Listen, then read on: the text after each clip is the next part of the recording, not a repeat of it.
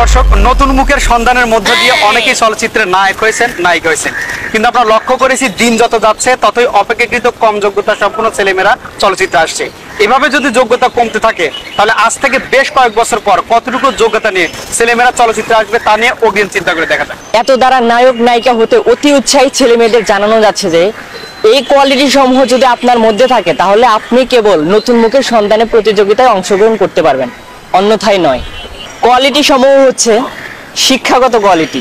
আপনি বেশ কয়েক বছর স্কুলে গিয়েছেন, এই শিক্ষাগত যোগ্যতাটুকু অবশ্যই লাগবে। তবে আপনি যে স্কুলে গিয়েছেন সেটা আপনার নিজ মুখে বললে শুধু হবে না। আপনাকে স্কুলে যেতে দেখেছে, অথবা স্কুলের আশপাশে ঘুরঘুর করতে দেখেছে, অথবা স্যারের মার খেয়ে ভ্যা ভ্যা করতে করতে ক্লাসরুম হতে বেরোতে দেখেছে, এমন দু একজনকে আপনার পক্ষে সাক্ষ্য দিতে হবে। উল্লেখ্য, আপনি স্কুল ডিঙিয়ে কলেজে যেতে পেরেছেন কি পারেননি আমরা সেটা দেখবো না। উচ্চতাগত কোয়ালিটি। আপনার উচ্চতা অবশ্যই এমন হতে হবে যাতে 3 হাত 3.5 হাত পর্যন্ত রাখা জিনিসপত্র নিজ হাতে পারতে পারে। কারণ সিনেমায় এমন অনেক দৃশ্য থাকতে পারে যে দৃশ্যে আলমারির উপর থেকে ফাইল বা এই জাতীয় জিনিসপত্র নিজ হাতে পারতে হতে পারে। আপনি যদি নিজ হাতে নাগাল না পান আর আপনার জন্য যদি বই আনতে হয় অথবা আলাদা লোক নিয়োগ করতে হয় তাহলে সিনেমার বাজার বেড়ে যাবে না। সৌন্দর্যগত কোয়ালিটি। আপনার চেহারার সঙ্গে ববিতা সাবানার চেহারার যত ফারাকি থাক না, এটা কোনো ব্যাপারই না। এছাড়া আমরা সেটা বিবেচনা করব না। তবে আমরা একটা জিনিস অবশ্যই বিবেচনা করব, সেটা হচ্ছে ফান পত্রিকা বা ফান ম্যাগাজিনগুলোতে যেসব কার্টুন ছাপা হয় সেগুলোর সঙ্গে আপনার চেহারার মিল আছে কিনা। যদি মিল না থাকে তাহলে আপনি যোগ্য, আর যদি মিল থাকে তাহলে আপনি অযোগ্য, কারণ আমরা কার্টুন ছবি বানাতে। চরিত্রগত কোয়ালিটি। তমুকের চরিত্র ফুলের মতো পবিত্র, এই টাইপের স্লোগান কেবলমাত্র নির্বাচনী প্রার্থীর ক্ষেত্রেই মানায়। আমরা যেহেতু নির্বাচনী প্রার্থী মনোনীত করছি না, অতএব চরিত্র অত পবিত্র না হলে চলবে। তবে আপনার চরিত্র কিন্তু একটু একটু পবিত্র হতেই হবে বই কি।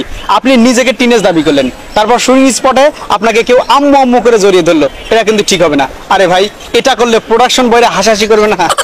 পরিবারগত কোয়ালিটি। পরিবারগত কোয়ালিটি থাকার মানে এই নয় যে আপনার পরিবারে বড় বড় অভিনেতা অভিনেত্রী থাকতে হবে। আপনার পরিবারে এমন লোকজন থাকলেই চলবে যারা একদম ডন্ট মাইন্ড টাইপের আর কি। যেমন গানের শুটিং এ আপনি অনেকক্ষণ ধরে বৃষ্টিতে ভিজলেন, এই অবস্থায় যদি আপনার পরিবারের লোকজন নাক গলাতে শুরু করে তাহলে সমস্যা না। মনে করেন এই টাইপের নাক গলানো আর কি, আহারে কাশি হয়ে যাবে, এই কাশি 3 সপ্তাহের বেশি থাকলে যক্ষা হয়ে যাবে, ইত্যাদি ইত্যাদি। এবং স্মার্টনেসগত কোয়ালিটি।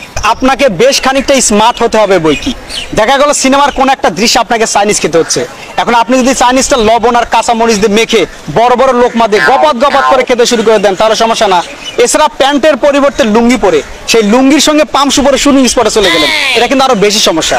দরকার হলে আপনি স্মার্টনেসের উপর একটা কোর্স করে ফেলতে পারেন। বিশেষ দ্রষ্টব্য, আপনার অভিনয়গত কোনো কোয়ালিটি, যোগ্যতা বা দক্ষতা আছে কি নেই এই বিষয়টি ধর্তব্য নয়।